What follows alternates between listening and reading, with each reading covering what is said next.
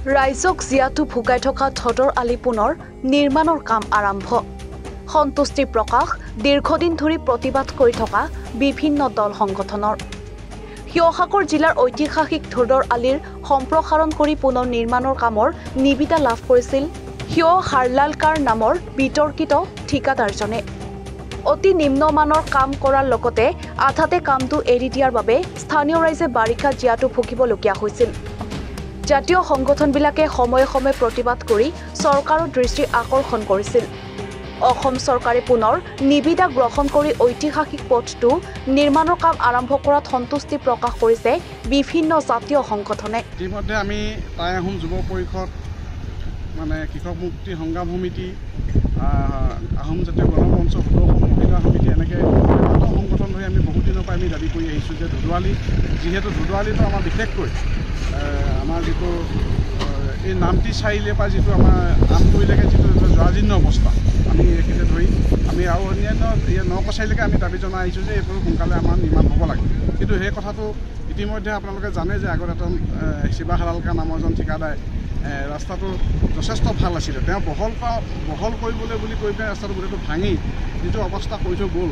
আজি 2 বছৰ বাৰিষা এনেকুৱাকৈ জীয়াটো ভুগিছে যে ল'ৰা স্কুলীয়া কলেজৰ ল'ৰা ছোৱালী যাব নোৱাৰে, মেডিকেললৈ যাব পৰা অৱস্থাত নাই। গতিকে আমি ইতিমধ্যে গুৱাহাটী আমি যিটো অসম মালা যিটো আমাৰ বৰকাপ্তানি বিভাগ আছে তেখেতলোকৰ লগত আমি জনাইছিলোঁ যে আমি অহা বাৰিষাৰ আগতে আমাৰ যিকোনো প্ৰকাৰ ৰাস্তাটো নিৰ্মাণ কৰাৰ ব্যৱস্থা কৰক।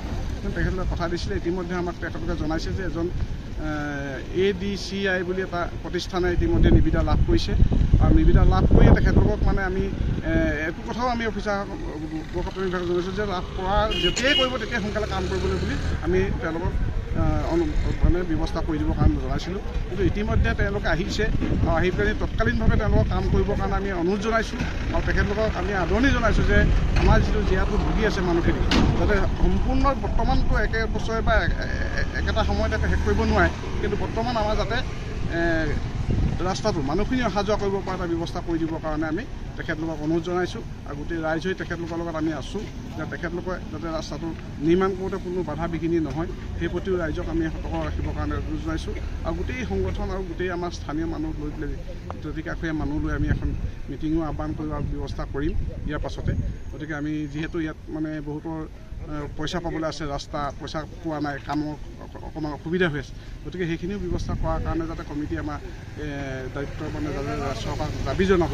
গতিকে খুব অসংগঠিত এটা জনাইছোঁ আৰু তেখেতক আমি আদৰণি জনাইছোঁ আৰু তৎকালীনভাৱে যাতে এই নামটি চাৰিআলিৰ পৰা যিটো আমগুৰি যিটো ৰাস্তা যিটো অৱস্থা হৈ আছে সেইটো সোনকালে যাতে ভাল কৰি দিয়ে তাৰ প্ৰতিও আমি তেখেতক অনুৰোধ জনাই আছোঁ। আমগুৰিৰ পৰা ৱাকিল আহমেদৰ ৰিপৰ্ট, NE 24।